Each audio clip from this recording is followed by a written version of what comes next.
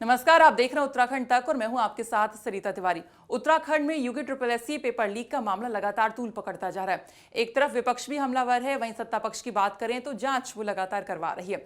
लेकिन इसके साथ साथ युवाओं का जो भविष्य है वो इससे जुड़ा हुआ है।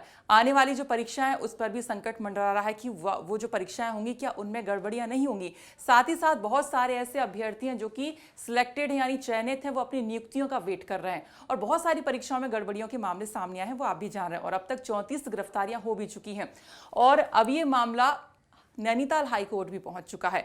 तो यहां पर हम बातचीत करेंगे भुवन कापड़ी जी से, जो कि खटीमा से विधायक हैं और साथ ही उपनेता सदन के प्रतिपक्ष यहां पर हैं। सर, सबसे पहले उत्तराखंड तक में आपका बहुत बहुत स्वागत है। आज पहली बार यहां पर आप कनेक्ट हुए हैं। बहुत बहुत धन्यवाद आपका। कापड़ी जी, आपने सबसे पहले सदन में मुद्दा उठाया था और उसके बाद हमने देखा कि आपने एक पत्र प्रधानमंत्री को भी लिखा इसी को लेकर। इसके बाद आप नैनीताल हाई कोर्ट भी जाते हैं और भी बीच में आपने और भी लोगों को पत्र लिखे और फाइनली अब हाई कोर्ट आप पहुंच चुके हैं। कल इसकी सुनवाई हुई थी और कोर्ट ने कई सारी चीज़ें भी, मतलब सवाल जवाब कई सारी चीज़ें हुई हियरिंग के दौरान। अब आपको क्या लगता है कि जो सुनवाई जो हुई है कल, उसके हिसाब से दोनों पक्षों का अगर देखें तो पलड़ा किसका भारी फिलहाल आपको लग रहा है? देखिए, सबसे बड़ी बात है, पलड़ा भारी या हल्का इसका मतलब नहीं है इसमें। जब विधानसभा के सत्र से पहले मुझे हमारे बेरोजगार युवा बेरोजगार संगठन के लोग मिले और उन्होंने बताया कि यूके SSC में इतना बड़ा घपला है कि वो सही आंसर को गलत साबित कर देते हैं। नॉर्मलाइजेशन से जो है कम मार्क्स को ज्यादा ज्यादा वो कम कर देते हैं। 18 पालियों में, 3 पालियों में, 4 पालियों में एग्जाम करा रहे हैं। जितने मर्जी उतने क्वेश्चंस को डिलीट कर देते हैं। और हम जो है जी जी लंबे समय से इसके लिए जो है संघर्ष कर रहे हैं हम। जी जी। हेलो। उन्होंने बोला कि भाई हाँ हमने जी, हाँ जी, हाँ जी। धरने प्रदर्शन किए, हजारों युवाओं को सड़कों पर निकाला, मुख्यमंत्री आवास का घेराव किया, सचिवालय का घेराव किया, विधानसभा का घेराव किया, लगातार चयन आयोग का घेराव किया। और हम इन जो है परीक्षाओं में घपलेबाजी की बात बता रहे हैं, लेकिन हमें कोई सुनने को तैयार नहीं है। तब उनके साथ मिलकर हम लोगों ने साक्ष्य एकत्रित किए और साक्ष्यों और तथ्यों के साथ 15 जून को विधानसभा पर इस मामले को हमने उठाया, कांग्रेस पार्टी ने उठाया। उसके बाद हमने जी जिलेवार भी प्रदर्शन किए, विधानसभा भी प्रदर्शन किए, उसके बाद सचिवालय का घेराव भी किया। जब हमने विधानसभा में इसे उठाया और उससे पहले चर्चा हुई तो हम इस मामले की गंभीरता को समझ रहे थे और हम पहले दिन से ये मांग कर रहे थे कि उत्तराखंड अधीनस्थ सेवा चयन आयोग में जो भर्ती घोटाला है इसकी जांच सीबीआई से कराई जाए। तो उसके बाद जो है हमारे दबाव के बाद मुख्यमंत्री ने जांच के आदेश दिए और आपके सामने है, अभी तक 34 लोग गिरफ्तार हो चुके हैं। हाँ जी। हाँ जी। लेकिन सुनियोजित तरीके से कैसे भर्तियों को बेचने का व्यापार शुरू हुआ और उसे इतना विकराल रूप दे दिया, अगर उसको आप गंभीरता को देखेंगे तो ये जरूरी है कि सीबीआई की जांच हो। सबसे पहले तो ये जो एजेंसी है, ये एजेंसी ब्लैक लिस्टेड है। आज STF के SSP का भी बयान आया है। इस एजेंसी का चयन किसने किया? क्या सरकार का जो अपना तंत्र है, LIO, विजिलेंस और सारी जो जांच कर रही है, इन सबको जिस कंपनी के हाथ में आप उत्तराखंड के भविष्य को दे रहे थे, उत्तराखंड के युवाओं के भविष्य को दे रहे थे, क्या आपने इतनी गंभीरता से भी उसे नहीं लिया कि जिस कंपनी ने आपके यहाँ अप्लाई किया उसकी छानबीन आप कर सकते? आप एक कंपनी ठेका दे देते हैं, कंपनी परीक्षा शुरू करती है सबसे पहले 2016 में। ग्राम विकास अधिकारी, ग्राम पंचायत अधिकारी की भर्ती होती है और वो भ्रष्टाचार के भेद चढ़ जाती है। आपके एक अधिकारी उस जो है भर्ती को क्लीन चिट दे देते हैं। फिर दोबारा जांच कमेटी बनती है रणवीर सिंह की अध्यक्षता में, न्याय सचिव रणवीर सिंह जी की अध्यक्षता में, और जो है पुलिस के DIG मरतुलिया जी से उनकी कमेटी जब बनती है तो आयोग के 2 सदस्य इस्तीफा दे देते हैं। वो साफ साफ कहते हैं कि भाई ये आयोग में भ्रष्टाचार हो रहा है, या तो इसको बंद किया जाए, इसकी जांच कराई जाए। नहीं, इस्तीफा दे देते हैं। वो इस्तीफा देके अपने घर चले जाते हैं और सरकार एक कमेटी बनाती है। उस कमेटी में ये साफ साफ जाहिर होता है कि टेम्परिंग हुई है, मार्कशीट के साथ छेड़छाड़ हुई है। उस कमेटी की रिपोर्ट को सरकार, भारतीय जनता पार्टी की सरकार सार्वजनिक नहीं करती, किसी के खिलाफ कार्रवाई करती, और जो अध्यक्ष थे वो इस्तीफा देते हैं और भारतीय जनता पार्टी में शामिल हो जाते हैं और विदेश दौरे में चले जाते हैं सरकार की तरफ से। हम्म उसके बावजूद नए अध्यक्ष सचिव बनते हैं।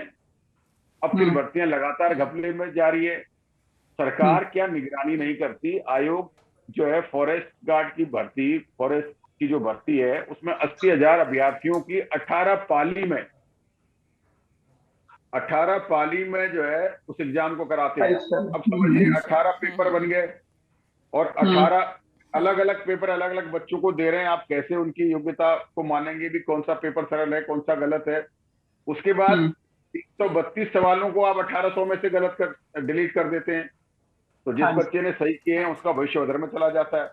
तो ये एक सुनियोजित षड्यंत्र आयोग के साथ मिलकर सरकार कर रही थी, जो सबसे पहले नॉर्मलाइजेशन के नाम पर और 18 पाली के नाम पर, 3 पाली के नाम पर एग्जाम कराकर फिर एग्जाम के जो पेपरों को कौन सा एक्सपर्टों को बिठाकर कौन सा पेपर सरल है कौन सा गलत है, जिसमें इनके लोग थे उस पाली को सरल बताकर कठिन बताकर उसके मार्क्स बढ़ाकर सिलेक्शन कराया। वीडियो बीपीडीओ में जो कापड़ी जी, जिस तरह से आपने बताया कि 2016 में जो पहली बार पेपर हुआ था उसमें गड़बड़ियां सामने आई थी और उस पर एक कमेटी बनी थी, रिपोर्ट आई थी जो कि दबा दी गई, आपने कहा। अब हम देख रहे थे कि बेरोजगार संघ ने ये मुद्दा उठाया, आपने भी सदन में इसका ये पूरा मुद्दा उठाया था और भी आपने घेराव वगैरह किए सचिवालय की भी। तो उसके बाद ये कहीं ना कहीं अब एसटीएफ इसकी जांच कर रही है, इस पर मुख्यमंत्री ने फिर जाकर संज्ञान लिया। एक सवाल मेरा आपसे ये है कि अगर मान लीजिए चाहे बेरोजगार संघ हो या जो एक्टिव एक विपक्ष की तरह जो आप लोग काम कर रहे हैं, अगर ये सारी चीजें नहीं होती तो क्या आपको लगता है कि मतलब मुख्यमंत्री जी इसमें संज्ञान लेते? क्योंकि ये मामला सामने ही नहीं आता, ना ही एक्टिवली कोई इसको बताता, तो अभी भी वो गड़बड़ियां हो ही रही होती जैसा कि चली आ रही है जब से आयोग बना है। देखिए बिल्कुल हो रही होती, और जिस हिसाब से सरकार की मंशा दिख रही है मुझे आगे भी होगी। आप समझिए, जब सीपीएमटी का एग्जाम होता था, उस एग्जाम में जब पेपर लीक होता था तो एग्जाम कंट्रोलर, वाइस चांसलर, जो भी उसके आयोजक होते थे, वो उनको सजा हुई। यहाँ एसटीएफ जांच शुरू करती है और जो सबसे दोषी हैं, आयोग के अधिकार जिनको निहित हैं, ये आयोग की जो बुकलेट बनी है, जो आयोग का संविधान बना है या जो आयोग के नियमावली बनी है, उस नियमावली में सारे अधिकार अध्यक्ष और सचिव और एग्जाम कंट्रोलर को निहित हैं। उसमें जब पहली बार जब भर्ती होती है सचिवालय रक्षाकर्मी की, आयोग में ही पेपर छपता है और पेपर लीक हो जाता है, तो भाई आयोग के अध्यक्ष, सचिव और एग्जाम कंट्रोल के खिलाफ सरकार ने तब जो है कार्रवाई क्यों नहीं करी? सरकार को उसी समय अगर कार्रवाई कर लेती तो शायद आगे की भर्तियां नहीं दिखती। लेकिन सरकार की संलिप्तता इससे साफ दिख रही है। सरकार ने कोई कार्रवाई नहीं करी। उसके बाद भर्तियों में घोटाला बढ़ता चला गया। लखनऊ से पेपर लीक होने लगा। अब सरकार जब ये देख रही थी कि युवा सड़कों पर है, युवा जान देने को तैयार है, युवा टंकियों पर चढ़ गया, सरकार लाठियां बांध के जेल भेज रही थी युवाओं को। उन्होंने कभी संज्ञान लेने की कोशिश क्यों नहीं करी?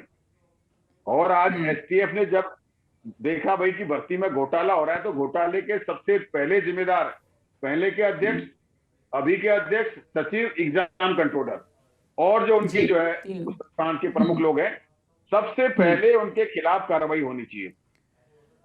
सरकार ने उन्हें बचाया। अब यहाँ पे सचिव को निलंबित कर दिया है और अध्यक्ष जो है अपने पास इस्तीफा पिछले महीने दे ही चुके हैं। अगर भ्रष्टाचार एग्जाम कंट्रोलर नया रख दिया है।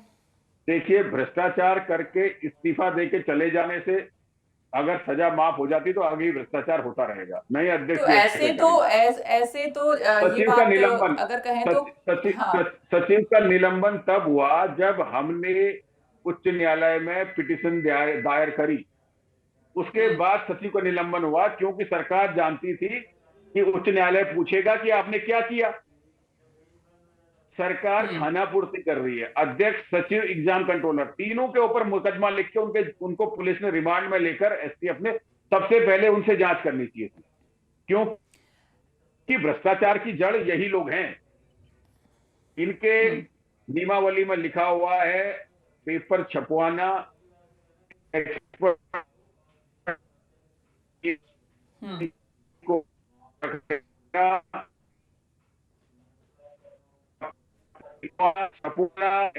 को रखना, उसकी गोपनीयता अध्यक्ष और है। अगर इसमें उल्लंघन पाया गया, पेपर लीक होता है, तो सबसे पहले दोषी ये है। ये इनकी नियमावली कहती है, लेकिन सरकार ने इनके खिलाफ कोई कार्रवाई नहीं करी, क्योंकि सरकार का बड़ा नहीं, हाथ इनके सर पर है, मेरा क्योंकि सरकार वही के लोग एक शामिल हैं। एक आप एक मुझे कहीं ना कहीं। बताइए, हाँ 2000।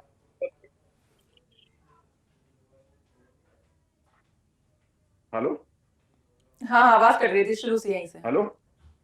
Hello, hello. आवाज आ रही है? जी जी जी। ठीक है, हाँ हाँ, कंटिन्यू। बताइए। हाँ, आ रही है। यहीं से कंटिन्यू। हाँ जी जी। हाँ, चलिए मैं सवाल ले लेती हूँ। तो एक और सवाल है, कहीं ना कहीं शंका भी मन में आती है कि जी मान लीजिए आयोग के अंदर इतनी गड़बड़ियां चल रही थी, बार बार पेपर लीक हो रहे थे, तो क्या मतलब, हम कभी ब्लेम ऐसा ब्लेम जी। नहीं कर रहे हैं, लेकिन ये एक सवाल हर किसी के मन में उठ रहा होगा, क्या आयोग के जो अध्यक्ष हैं, जो वहां के और भी अधिकारी हैं, उनको क्या इसकी भनक तक नहीं लगी? मतलब उनके सबके होते हुए सारी चीजें होती रही और अभी एक इस्तीफा दे गए हैं तो एक निलंबन हो गया है, तो क्या इस्तीफा देने से क्या मामला यहाँ पे खत्म हो गया? मतलब उनसे भी क्या पूछताछ नहीं होनी चाहिए? देखिए, सरकार की मिली भगत है। सबसे पहले जो पहले अध्यक्ष थे एसटीएफ ने, उस पर मुकदमा लिखना चाहिए था, सरकार की मंशा साफ होती। उसके बाद हम्म अभी के अध्यक्ष, सचिव और एग्जाम कंट्रोलर, तीनों के ऊपर गंभीर धाराओं में मुकदमा लिखा जाना होना चाहिए था, और एसटीएफ ने उनसे जांच हम्म करनी चाहिए थी, क्योंकि हम्म उनकी जिम्मेदारी थी गोपनीयता को बनाए रखने की, पेपर के हम्म छापने की, उसकी व्यवस्था की जिम्मेदारी थी। सरकार हम्म जो उनकी नियमावली है उसमें ये लिखा हुआ है साफ साफ कि हम्म सारे अधिकार अध्यक्ष और सचिव को निहित हैं, एग्जाम कंट्रोलर को निहित हैं। उसके हम्म बावजूद अगर कोई गड़बड़ी होती है तो वो शामिल है, साफ साफ दिख रहा है उसमें। एस हम्म राजू अपना इस्तीफा देते हुए अपने इंटरव्यू में कहते हैं कि हम्म। पेपर लीक होना एक सामान्य प्रक्रिया है। तो आप अच्छा। बताइए, एक आयोग का अध्यक्ष जब ये और बात कह रहा है कि पेपर एक और उन्होंने अपने टूटता बयान है, में साफ साफ कहा था, आपने भी सुना होगा उनका जो बयान में एक और चीज उन्होंने ऐड की थी, उन्होंने ये भी कहा था कि बहुत सारे उनके पास ऐसे आते हैं जो सिफारिश करने के लिए कह रहे थे, लेकिन उन्होंने नहीं की। तो अगर एस राजू से अगर एसटीएफ मान लीजिए पूछताछ करती है, तो बहुत सारे ऐसे सफेद पोस्ट भी सामने आ सकते हैं जो सिफारिश करने के लिए वहां पर जाते थे। इनडायरेक्टली कुछ बिल्कुल। सफेद लेकिन पोस्ट आप की वो मुझे बात बताइए कर रहे ना, थे। मुझे बताइए, अपने हुक्मरानों की जांच एसटीएफ कैसे करेंगे? हम्म अब हाकम सिंह जखोल, जिस पे फॉरेस्ट की भर्ती का मुकदमा लिखा जाता है, जी। और मुकदमे के बाद वो फिर भारतीय जनता पार्टी के पूर्व मुख्यमंत्री, वर्तमान मुख्यमंत्री, पुलिस के बड़े अधिकारी, मंत्रियों के साथ घूमता हुआ दिखाई देता है। हम्म तो आप क्या समझते हैं, जो व्यक्ति एक भर्ती घोटाले में जो है कि साफ संलिप्त है, मुकदमा लिखा जाता है, वो ऐसे बड़े बड़े प्रभावशाली लोगों के साथ घूम रहा है, तो इसका मतलब उसको संरक्षण था। भर्ती नहीं, वो तो में कह रहे हैं घोटाले। पुरानी डीजीपी और मंत्रियों से बातचीत इसको लेकर उनसे भी सवाल जवाब किया था, तो कह रहे थे ऐसे फोटो खिंचाने से मतलब आरोपी वो थोड़ी ना घोषित हो जाता है, वो तो इन्फ्लुएंस के लिए लोग नेता मंत्रियों के साथ समाज में इन्फ्लुएंस करने के लिए फोटो खिंचवाते रहते हैं। बिल्कुल बिल्कुल बिल्कुल, लेकिन जो अधिकारी मंत्री उनके रिजॉर्ट में जाकर रुक रहे थे, उनसे क्या कहेंगे? और मुझे एक चीज बताइए, ठीक है फोटो खिंचाना, लेकिन संदेह तो पैदा करता है। हम्म। जिस आदमी ठीक है। से पहले अच्छा, से। अब हाई कोर्ट ने कह दिया है कि सवाल आपसे यही किया है कि आपको एसटीएफ मतलब सीबीआई जांच जो है क्यों चाहिए, क्यों आप इसकी सीबीआई जांच करवाना चाहते हैं, तो इसको लेकर देखिए, अपने जवाब को लेकर आप कितने तैयार हैं?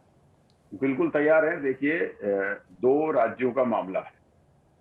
हम्म अब दो राज्यों के आप कम, अब ये कहे कि एसटीएफ हमने गिरफ्तार कर लिए, तो कौन से प्रमुख लोग गिरफ्तार किए? जिस कंपनी ने एग्जाम कराया उसके उसके मालिक कहाँ हैं?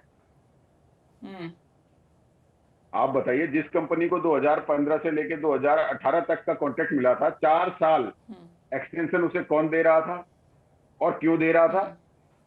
हम्म हम्म 2018 में दोबारा टेंडर क्यों नहीं हुआ? 2022 तक वही हम्म कंपनी क्यों करा रही थी?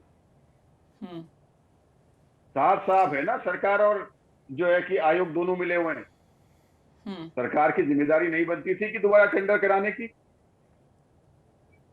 आप बताइए मुझे, अच्छा, हमारे प्रदेश के भविष्य का आपको मामला है, आपको युवाओं के भविष्य का मामला है, बिल्कुल प्रदेश और के भविष्य का, युवाओं के भविष्य का ये मामला है। अगर आपसे सरकार सवाल किया गंभीर नहीं जाए, है क्या 4 साल तक आपको लगातार। फिलहाल जो एसटीएफ जांच कर रही है, तेजी से गिरफ्तारियां भी हो रही हैं, क्या आपको एसटीएफ की जांच पर अभी भरोसा नहीं है? कि आपको लगता है कि निष्पक्ष एक पारदर्शिता के साथ जांच अभी नहीं हो रही? इसको लेकर क्या कहना है एसटीएफ की जांच को लेकर? देखिए, एसटीएफ के अधिकार सीमित हैं। 2 राज्यों का मामला है, बड़े बड़े हुक्मरान, बड़े बड़े जो लोग दिख रहे हैं, एसटीएफ कैसे उनके गलेबान में हाथ डालेगी? आप बताइए ना। जो एसटीएफ को बिल्कुल, आदेश करने यूपी वाले तक तो लोग तार हैं, पहुंच ही गए। जो एसटीएफ को आदेश करने वाले लोग हैं, उन तक कैसे एसटीएफ पहुंचेगी, जांच कैसे करेगी? और सरकार का देखिए दोहरा सही तो दिख रहा है कि कुछ जांचें एसटीएफ कर रही हैं, 1-2 जांचें आप विजिलेंस को दे दी, कुछ जांचें किसी और को दे देंगे। ये साफ दिख रहा है। अच्छा, सरकार अगर ईमानदार है तो सरकार को सीबीआई जांच में किस बात का डर? मेरा एक सीधा सवाल है, जब प्रदेश का सारा युवा चाह रहा है कि इसकी सीबीआई जांच हो, प्रदेश का पूरा आवाम चाह रहा है कि इसकी सीबीआई जांच हो, अगर सरकार जो है पाक साफ है तो उसे किस बात का डर? सीबीआई जांच कराए। भर्तियों की बात कर रहे हैं, जैसे एक तरफ क्यों यूके कर ट्रिपल रही है? एससी की भी हमने बात यहाँ पर आपसे कर अब रहे हैं, आप देखिए ना, दूसरी तरफ आप देख रहे हैं देख, विधानसभा भर्ती का भी मामला है, तो उसमें भी हम देख रहे हैं कि आप देखिए यूके ट्रिपल एससी, उसके बाद विधानसभा का घोटाला। विधानसभा के घोटाले में तो वर्तमान मुख्यमंत्री से लेके विधानसभा के पूर्व अध्यक्ष, मंत्री, सब संलिप्तता आपको दिखाई दी है साफ साफ। तो आप कैसे इसमें भी कमेटी बनी तो है, एक 2-3 मेंबर की कमेटी बनी है। एक तरफ तो आप कहते हैं विधानसभा अध्यक्ष का अपना विशेषाधिकार है, विधानसभा अध्यक्ष विशेष जो है कि पद होता है, उसके ऊपर 3 सदस्यों की कमेटी बनी हुई है। अब देखिए कमेटी क्या देती है आगे। पहले तो हाईकोर्ट के जज से इसकी जांच होनी चाहिए थी, लेकिन कमेटी अगर ईमानदार अधिकारी से बना के दिया है तो इसके बाद भी बहुत सारे कानूनी पहलू हैं इसमें, विधानसभा की भर्ती घोटाले में। अच्छा, आपने विधानसभा अध्यक्ष को भी सुना होगा, तो जो सचिव है मुकेश सिंघल, उनको एक लंबी छुट्टी पे भेज दिया है अगले आदेश तक के लिए। लेकिन और भी नेता मंत्रियों पर आरोप लग रहे थे, तो उनको क्यों छुट्टी पर नहीं भेजा? आपको नहीं लगता कि जैसे ये तो भारतीय जनता प्रेमचंद पार्टी अग्रवाल हो गए, या और भी कई सारे नाम है, बीजेपी से भी, कांग्रेस से भी। देखिए ये तो भारतीय जनता पार्टी के नवरत्न हैं, मोदी जी के नवरत्न हैं। मोदी जी लाल किले से कहते हैं एक देश, एक विधान, एक संविधान। पश्चिम बंगाल में अगर भाजपा की सरकार नहीं है तो सीबीआई जांच होगी। उत्तराखंड एक भर्ती में घोटाला है, शिक्षा भर्ती घोटाला, तो वहां सीबीआई की जांच होगी। और जो है दिल्ली में सीबीआई की जांच होगी क्योंकि उनकी सरकार नहीं है। उत्तराखंड में सारी भर्तियों में घोटाला है। आप समझिए। तो न्याय आपने जो पीएम को पत्र लिखा था, उसमें पश्चिम बंगाल के शिक्षक भर्ती घोटाले का भी आपने जिक्र किया था, और उसी की तर्ज पर आपने कहा था कि यहाँ पर भी सीबीआई से जांच करवानी अनिवार्य होनी चाहिए। अपर सचिव गृह उत्तराखंड को भी पत्र लिखा है, उसकी कॉपी मैंने चीफ सेक्रेटरी को किया है, उसकी कॉपी मैंने माननीय मुख्यमंत्री जी को भेजी है। कांग्रेस का डेलीगेशन गवर्नर को भी जो है ज्ञापन देके आया है। मैंने गृह मंत्री को भी चिट्ठी लिखी है, मैंने महामहिम राष्ट्रपति को भी चिट्ठी लिखी है, मैंने माननीय प्रधानमंत्री मोदी जी को भी चिट्ठी लिखी है। अब आप समझिए ना, एक देश, एक विधान, एक संविधान कहां दिखाई दे रहा आपको? एक तरफ एक शिक्षक भर्ती घोटाले में है, वहां भाजपा की सरकार नहीं है तो वहां सीबीआई की जांच होगी। दूसरी तरफ सारे भर्तियों में घोटाला है, वहां भाजपा की सरकार है तो वहां सीबीआई की जांच नहीं होगी। क्यों? अब दूसरी बात, जो बंगाल का जो घोटाला है, क्या आपको लगता है कि मतलब उत्तराखंड के घोटाले से तो शायद बड़ा नहीं होगा ये? उत्तराखंड का ये घोटाला यूके ट्रिपल एससी का देश का सबसे बड़ा घोटाला निकलेगा। ये एसटीएफ के अधिकारी भी अच्छे से जानते हैं, ये जो सरकार में शामिल लोग हैं वो भी जानते हैं, ये आयोग के जो लोग हैं वो भी जानते हैं। पहले हाकम सिंह का कद बड़ा कर इन्होंने अधिकारियों और सफेद पोशों को बचाने की कोशिश करी, फिर उसमें हल्ला हुआ तो कई हाकम पकड़े गए। आप सिर्फ एक हाकम सिंह ही मत समझिए, एक लोहाघाट से प्रिंसिपल पकड़े गए, उन्होंने भी 200 लोग लगाए। रुड़की वाले गैंग का भी खुलासा नहीं हुआ, जसपुर के गैंग का खुलासा नहीं हुआ, बागेश्वर में जो भर्तियां में पैसे लिए गए उसका खुलासा नहीं हुआ। ये तो जनता बता रही है सब जगह, आज सब सड़कों पर है। ये देखिए, भारतीय जनता पार्टी की सरकार है, अगर ये ईमानदार हैं, ये जीरो टॉलरेंस की बात करते हैं, वो एक देश, एक विधान, एक संविधान की बात करते हैं, तो सीबीआई जांच कराएं। किस बात का डर है? सीबीआई जांच कराएं। और विधानसभा भर्ती के मामले में अभी क्या जो है कि बोल रहे हैं, आपने देख लिया होगा ऊपर से नीचे तक हाँ जी। आरएसएस के संगठन मंत्रियों से लेके मुख्यमंत्री से घर से सबको जो है कि रोजगार मिला हुआ है। क्या जो उत्तराखंड का मेहनती युवा है, जिसकी माँ दूध अच्छा, बेचकर बच्चे जैसे को पढ़ा रही आप है, अगर बच्चे कांग्रेस को के पढ़ा रही हो, कार्यकाल क्या की उसको भी क्या होगा? बीजेपी के कुछ नेता कह रहे थे कि कांग्रेस के कार्यकाल में भी इस तरह की भर्तियां हुई हैं।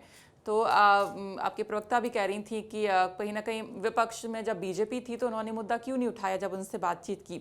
तो ये भी बड़ा देखिए सवाल उठता है कि बीजेपी ने तब मुद्दा क्यों नहीं उठाया। जी। भारतीय जनता पार्टी दोनों ओर से गुनाहगार है।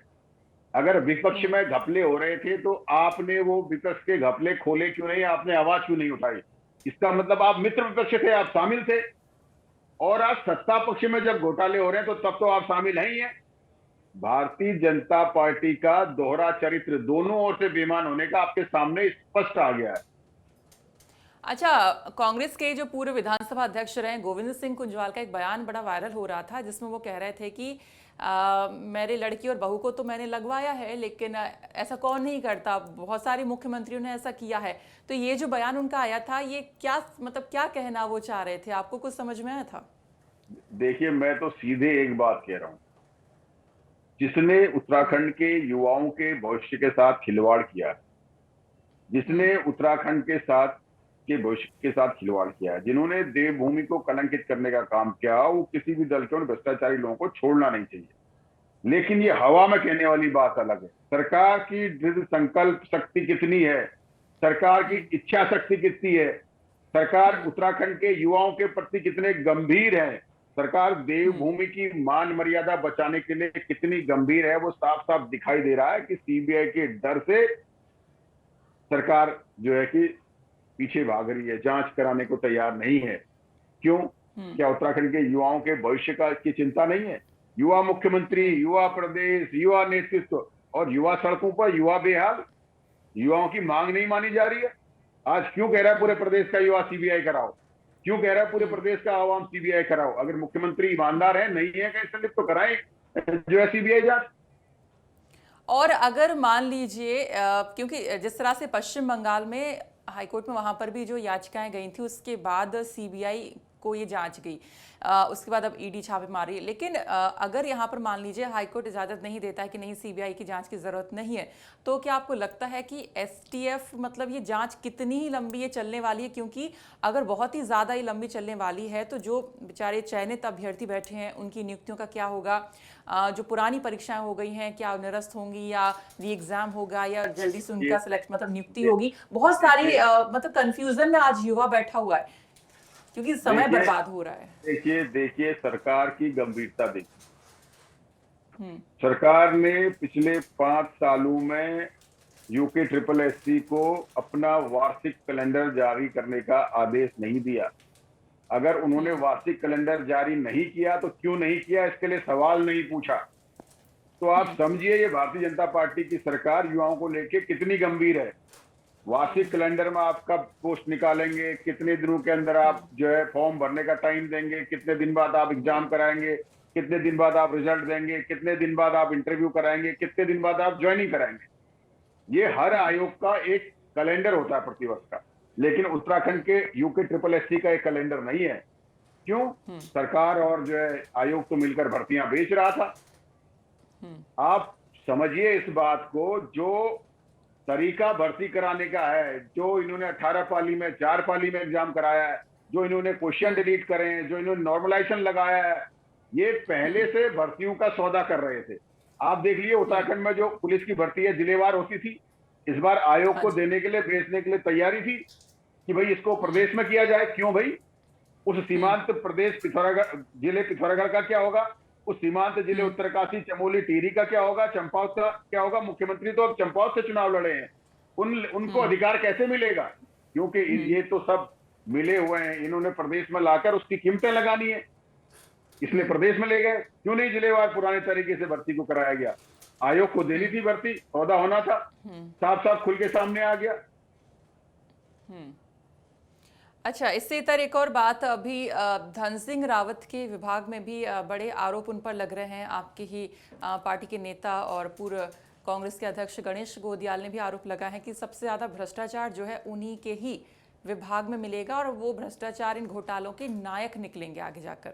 तो इसको लेकर आपकी क्या प्रतिक्रिया है? देखिए, भ्रष्टाचार किस विभाग में नहीं, अभी ओपन यूनिवर्सिटी का मामला आपने देख लिया, 56 नियुक्तियां कैसे इन्होंने करी हैं।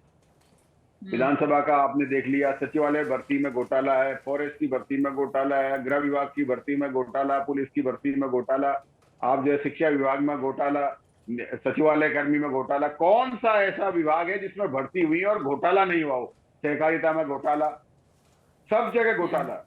ये घोटालों की सरकार है। इन्होंने अपने स्वार्थों के लिए उत्तराखंड के युवाओं का भविष्य बेच दिया। देवभूमि तो क्या कोई घोटाले घोटाले कोई कांग्रेस की सरकार में नहीं हुए क्या? अरे भाई, सरकार में हुई तो जांच करें, उनको जो दोषी है उनको भी जेल भेजें। हम कब मना कर रहे हैं? मतलब जांच के लिए तैयार है। अच्छा, इसी से एक वो और पार्टी है, बात मुझे याद आती है। देखिए, कांग्रेस पार्टी वो पार्टी है जो आरटीआई लेके आई, अपनी ही सरकार में कलमाडी को जेल भेजा, कली मोदी को जेल भेजा, ए राजा को जेल भेजा। कांग्रेस वो सरकार है जो हिम्मत रखती है अपनी सरकार में भ्रष्टाचारियों को जेल भेजने का। भारतीय जनता पार्टी के अंदर ये हिम्मत नहीं है। ठीक है। मुझे एक और चीज़ याद आती है, जब गणेश गोदियाल पर बद्री केदार समिति के मेंबर ने जो आरोप लगाए थे भ्रष्टाचार को लेकर, जब वो उसके मतलब चेयरमैन रहे थे, तो उसके बाद गणेश गोदियाल ने कहा था कि अगर धन सिंह रावत पे भी उन्होंने कुछ आरोप लगाए थे उसके बाद, तो उन्होंने कहा था हमारी भी आप जांच कर लीजिए और जो धन सिंह रावत पर आरोप लगाए हैं उनकी भी जांच कर लीजिए, और कुछ दिन का वक्त का समय भी दिया था। नहीं तो उसके बाद मुख्यमंत्री के आवास के सम्मुख जो है धरना देने की बात भी कही थी। लेकिन वो मुद्दा कहाँ गया समझ में नहीं आ रहा है। क्यों उस पर ना ही गणेश गोदियाल पर जांच हुई, ना धन सिंह रावत पर जांच हुई, ना धन सिंह रावत से भी कई बार बात करने की कोशिश की तो वो कुछ कहने को तैयार नहीं है। गणेश गोदियाल से अभी कुछ दिन पहले बातचीत की इसको लेकर, तो उन्होंने यही कहा था कि वो तो तैयार है। देखिए, कांग्रेस के नेता हैं, साफ छवि है, कह रहे हैं तैयार हैं, करिए जांच। भारतीय जनता पार्टी क्यों नहीं कर रही है जांच? भारतीय जनता पार्टी बचाना चाह रही है। भारतीय जनता पार्टी नेताओं और अधिकारियों को बचाना चाह रही है जो भ्रष्टाचार में संलिप्त हैं। और अब मुझे लगता है कि हमारी प्रदेश की जनता को विधानसभा घोटाला और यूके घोटाला और सहकारिता के बारे में बताने की जरूरत नहीं है, सबको पता है। और आज वो मेहनती बच्चे अपने आप को ठगा हुआ महसूस कर रहे हैं जो 0.25 से 0.1 नंबर से 0.2 नंबर से जो पिछले कई वर्षों से मेहनत करके रह जा रहे थे, क्योंकि यहाँ तो भ्रष्टाचार संलिप्त था, नौकरियां बिक रही थी। अभी भी आयोग का अध्यक्ष बनाने की होड़ चालू है। आज किसी ईमानदार रिटायर्ड हाईकोर्ट के जज को आयोग का अध्यक्ष बनाना चाहिए, जिससे कि आने वाली भर्तियों में गड़बड़ी ना हो, और जो अध्यक्ष सचिव को दोषियों ने जेल भेजना चाहिए। सीबीआई जांच कराएं, देखिए आगे हिम्मत किसकी होती है भर्तियां बेचने की। एक और आखिरी सवाल, सीबीआई जांच मान लीजिए अब शुरू हो जाती है, अगर हो जाती है मान लीजिए, तो क्या सीबीआई जांच पर सवाल नहीं उठेंगे? क्योंकि कोई सीबीआई को तोता कहता है, कोई कुछ कहता है, तो क्या कहेंगे इसे लेकर? क्योंकि कई लोग कह रहे थे कि ऐसी बातें भी आएंगी फिर। देखिए, सीबीआई एक स्वतंत्र एजेंसी है, हम किस पे भरोसा करें? जो दोषी हैं उनके अंडर में जो एजेंसी है उससे करें कि जो उनके अंडर में नहीं है उससे करें? आप बताइए। ऑप्शन ही सीबीआई बचता है। प्रदेश सरकार भ्रष्टाचार में आकंठ लिप्त है, सीबीआई से कराएं। सीबीआई की इंक्वायरी की निगरानी सुप्रीम कोर्ट के जज से कराएं। ईमानदार अगर हैं तो ये कराएं ना। ठीक है। अच्छा, अब जो अगली सुनवाई होनी है 12 तारीख को, कितने तैयार हैं आप, और क्या लग रहा है आपको क्या होगा उस दिन? किस तरीके का मतलब रिस्पॉन्स रहेगा? न्यायालय, देखिए हम तो न्याय के मंदिर में गए हैं और पूरा प्रदेश इस बात को जान रहा है, रोज के अखबारों की सुर्खियों में बना हुआ है, सब लोग सीबीआई की मांग कर रहे हैं। अब भैया, ये तो जो उच्च न्यायालय जो आदेश करेगा, जो उसका निर्णय होगा, हम तो स्वीकार करेंगे उसे।